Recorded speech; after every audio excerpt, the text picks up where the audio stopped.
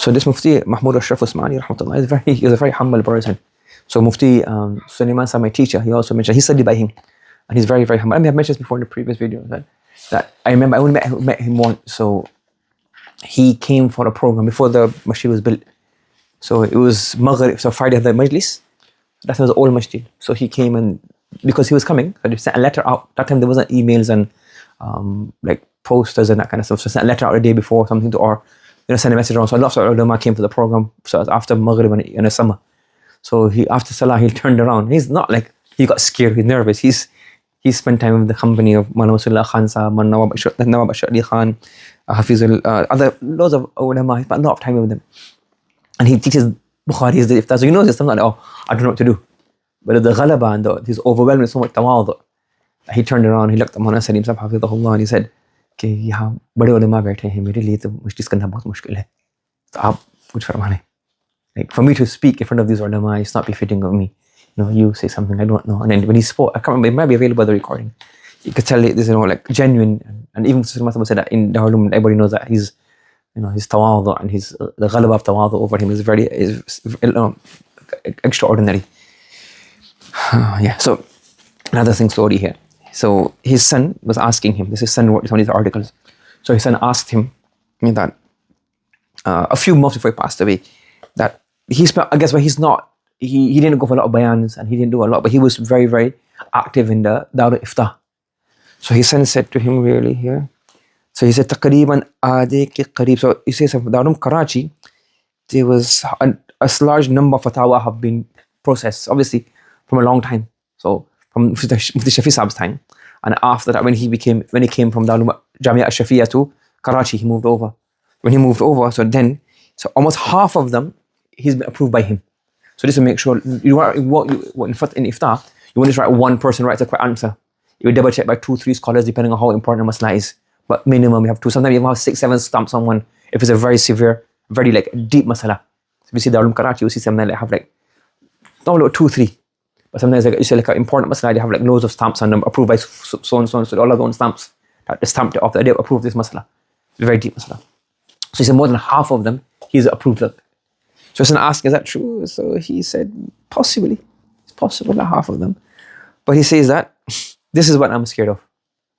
This is what I'm scared of. Because, mujhe in numberon se gharz nahi. It doesn't matter how many fatwa I wrote. My obsession is not with the fatwa, the number of fatwa. Indallah, ek fatwa bhi bargah ilahi mein qabool ho gaya, to inshallah bera par ho jayega. Even if one is accepted in the eyes of Allah subhanahu wa ta'ala. I wrote one fatwa, one person that amal upon this and their life changed or their life become easy and Allah accepted me one fatwa from me, that's enough for me. So we always have to remember, we do lots of a'mal, we try to do lots of a'mal.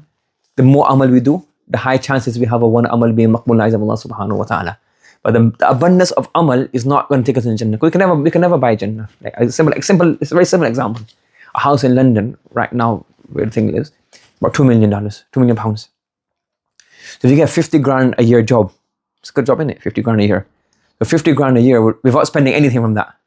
You would have to spend 2 years for 100 grand. So for 1 million, you have to have 20 years.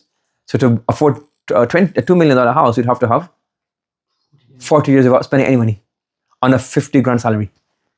So if 40 years of a 9-to-5 job, which is considered a good salary, can't buy a house in London, a lot of areas, how can you expect to buy Jannah? Are you following? We perform 20 minutes salah, each time 1 hour salah day maximum. So our amal doesn't have the capacity to produce Jannah. It's a token that Allah, we have done our ibadah, and Allah accepts and He gives the Jannah bi rahmatihi. So we have to do a'mal because the a'mal is what brings the rahmah. So the a'mal brings it here, and the rahmah then gives you the extra bonus. He gives you this. So we do many a'mal as possible, and inshallah, more amal we do, the more possibilities Allah will like our a'mal and accept one of them. And a very similar story to this I heard from my teacher, Maulana Salim Sahab Hafizahullah. He said that once, in the old time, it was very long ago, there was once one person named Pir Ghulam Habib Sahab Rahmatullahi Alayhi. So he performed many Hajj. In those times, it's very easy to perform Hajj, much easier than it is now. So he used to perform Hajj maybe every year almost, like, so many Hajj. So somebody asked him, so Hazrat, kitne Hajj kiye? So Hazrat, Shaykh, how many Hajj have you done? Kitne Hajj kiye? So he took a deep breath and he said, Asal mein baat ye hai ki kitne Hajj हुए. How many Hajj I've done doesn't matter, because we don't know if we do it, but is it counted in the eyes of Allah? Did Allah happy with it?